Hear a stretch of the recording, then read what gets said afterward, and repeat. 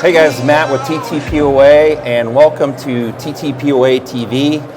First off, I want to thank our sponsor, Siddons Martin Emergency Group.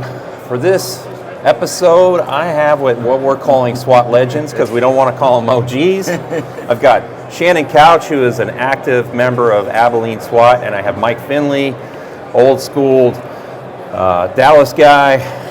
Gentlemen, welcome. How are you? Glad to be here, Matt. Wouldn't miss it for anything, bud. Did you guys practice that? No, we did. That's your entrance? That's all we've got.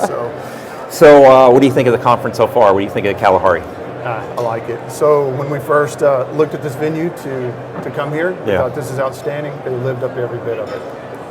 Mike, what do you think? I never thought I could get lost in a hotel, but I've been proven wrong. If you're going to get lost, this is the place to get lost. So, no kidding. So let's get into this. You guys got long SWAT careers. You threw in the towel. You're still at it. Holy cow. But so I guess my first question to you is, it's one thing to sign up to become a police officer. Do you guys remember like what that pivotal moment was? Like, hey, I want to go do the SWAT job.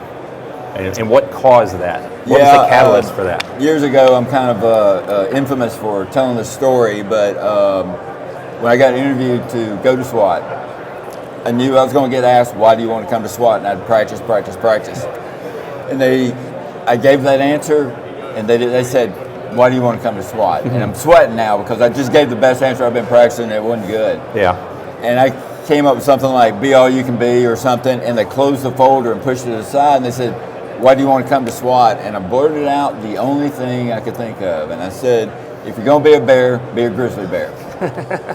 And they smiled and opened the folder back up. So I told that story years ago. It still gets, I still get called grizzly bear every now and then, but I mean, that was it. If you're going to do something, do the best you can do. And you had a long career as a grizzly bear, by the way. So Yeah. Shannon, do you remember what your pivotal moment was? Yeah, I just watching the guys train, working with them a little bit on the side in patrol, and I decided I want to be a part of it. And I still want to be a part of it, so I'm still there. I've got a set of my old black BDUs. That was a big thing, like the psychological, because it wasn't so much the uniform, it was being a part of something bigger than yourself, and you can't do it by yourself, and that's what makes that job interesting. It's something to be proud of, because not a lot of people can look back and say they did something. So you guys, you did a phenomenal job. So now, not only did you do that job, but then you got involved with TTPOA. So how did that come about, and how did it all start? And I know, like, you're the nerd about this because you're the historian. You kind of know it all. So yeah, I can't remember what I did with my car keys or where the remote control is to the TV set, but I can remember stuff like TTPOA and history and different things like that. So what drew us in? I went to a conference in Garland, '92, I believe, and Abilene had just started working on a humongous old course and a shoot house and some other things like that. And we wanted to host the competition, but then it was attached to the Texas Police Games. So that's really what drew me in. As we got involved with the Texas Police Games, we built the O course, we built the shoot house, and I started meeting guys like Mason Sorrells and Sandy Wall and Paul Ford, and the list goes on and on. I don't want to leave anybody out, but some of those, Tom Shelton, some of those guys that were originally there, and they said, hey, why don't you get on the board? I thought, well, I don't have anything to do with all my spare time. I think I'll get on the board.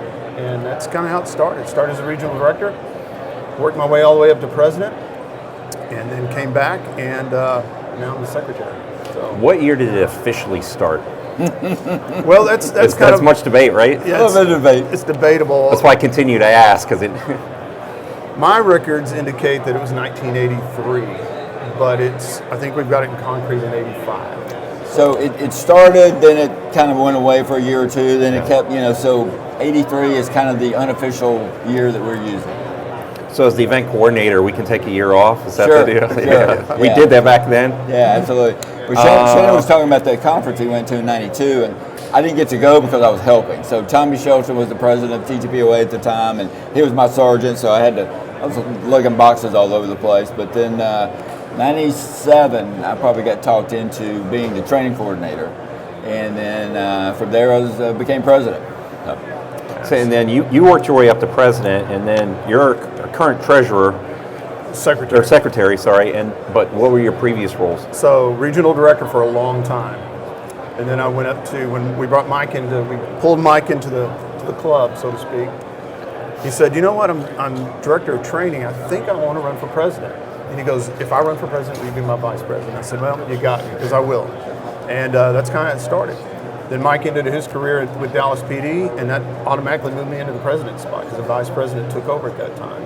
And then I ran again as president, or ran for president and won it. And then I retired from the police department, but I stayed on it with the training advisory board. And I stayed there as the chair of the advisory board until, 4 years ago. And when I commissioned again back with Abilene, Graham came to me, or it was Bobby, I guess at the time, hey, do you want to, I need somebody to be my secretary. I said, I'll do it. What are the biggest changes you guys have seen in the TTPOA from back then to now that you look around and you're most proud of? Like, I mean, you have to look back and go, hey, it's amazing where we're at today. Yeah, I mean, the progression of a conference. So 96, we had like 75 people at our conference, 75. 97, about 120. 98, about 130. 99, 300. 2000, 500. Yep. And then, we've been up, like, we've got over 600 people here now. So the progression has been unbelievable. The responsibilities have increased because of all the logistics that it takes to put 600 people through it. But the one thing that hasn't changed is the dedication of the board. I mean, nobody gets paid, as you well know, but the hard work everybody's putting in, that's something that still remains, and I think that's probably what I'm most proud of. Is it's still it's newer people, younger people, but they're still doing the same dedication that we had back then. And you take a look around here in the trade show. I mean, for example, the number of companies and manufacturers that we have here is phenomenal. But it's because of that core effort from the board back in the day that drew this crowd in. It's our quality of instructors that we have. I had a guy, Paul Ford, came to me one time and he goes, Shannon, we don't have any money. Can you put on a basic SWAT school so we can print the Command magazine? I said, I'll do it. So that was the kind of budget we were running on then, and now it's completely flipped around. So now, same question back at you, Shannon, because you're still current. What's the most drastic things you've seen in SWAT in regards to the tactics we're doing now versus what we did back then? And I know all of us are going to kind of chuckle because we think back of what we did back then and we thought it was the right thing, and how we've evolved. I mean, I'd like to know from you, like, what you think has evolved the most for SWAT. Right, I would call it almost the science of how we operate. So we have technology on our side, which we did not have before. We used to draw out on a piece of paper, hey, this is what the raid plan is, what we're going to do. And now we have so much more, greater capability. And this is what happens when you're the event coordinator. You keep your phone on. Party foul. Yeah, there you go. No worries. So that's what I've seen, and I've also seen the intelligence level within the operator's field itself. So the newer guys that we have, they're just a whole different breed of officer that really understand how to use all that technology and the things we have available to us to the best interest of the mission.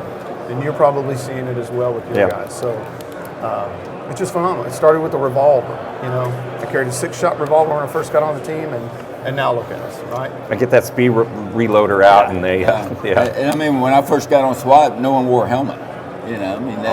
Good point. We had Army surplus. 2 guys had Army surplus helmets, but no one wore a helmet. So it was, things have changed a little bit. All right, here we go. Rapid fire. Rapid fire. All right, we're in. All right, you ready? Favorite movie? Saving Private Ryan. Stripes. I would have guessed that. So I go serious, he goes non-serious. What do you expect out of him?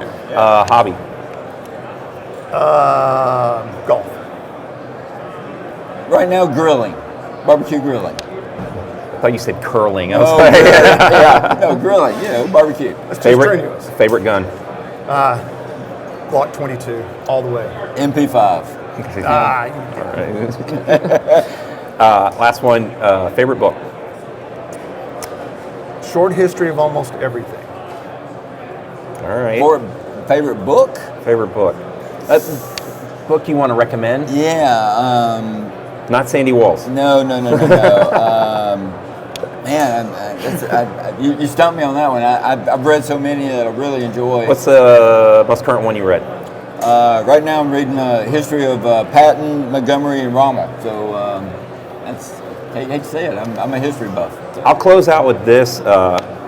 and I've said this to you guys before, like I was young skinny Matt and I came up and people said, hey, like where do I go now in my career? And they said TTPOA, and you guys never, you never talked down to me, you're meant toward me well, and I am so appreciative of that, and this is my return to you guys as being on this board and giving back and doing for others what you guys did for me, so I thank you for that. Guys, thank you so much. Shannon Couch, Mike Finley, we are TTPOA. Have to knock me out, but I'm still holding.